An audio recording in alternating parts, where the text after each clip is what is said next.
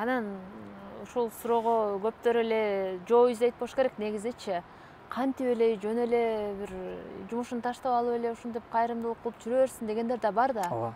Албетте баягы элчилик болгондойдун арасына ар кандай ой келет да. Кээ бирлер айтат, буну балким бизнес кылып алды. Ушул жактан акча табып жашоосун өткөрүп атат дегендер дагы болушу мүмкүн да. Ооба. Ушул нерселерге сиз ачык жооп берсеңиз да, ушул максаты эмне болду эле фондду ачуунун негизги максаты?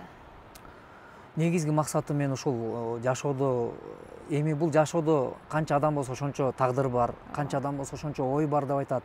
Бирок мен да ошол адамдардын катарын толуктайм.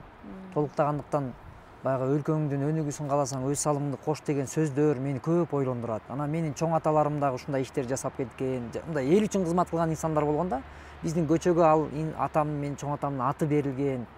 Кыскасы ошондойго окшогон биздин аталарыбыздын, чоң аталарымдын кылган иштери, эмгектери мага бир дем күч берген. Анан мен да ошон үчүн ушул жашоодогу мындай фондду ачуу максатым да ушул болгон. Баягы адам тирүү кезинде өзүнө эстелик тургузган адамдар бар экен.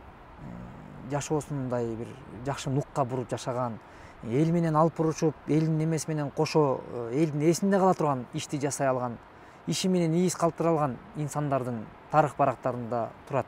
Бирок алардагыдай ийиз калтыра албасак дагы өзүм деңгээлиме жараша кичине болсо да элиме кызмат кылгым келди. Анан ошон үчүн ушул жолду тандап, алгач кадам баштаганда атам, балам сен бул ишке жарабайсың. Себеби неге ата десем, сен сабырың жок балам. Эл менен иштеш үчүн адамдын сабыры калың болуш керек. Эл деген ар кандай сөзүн сүйлөйт, ошону көтөрө билиш керек. Сен ага даяр эмессиң, ал үчүн ага даяр болуш керек дегенде мен көп ойлонгом да, эмнеге депчи. Көрсө атам туура айтыптыр да.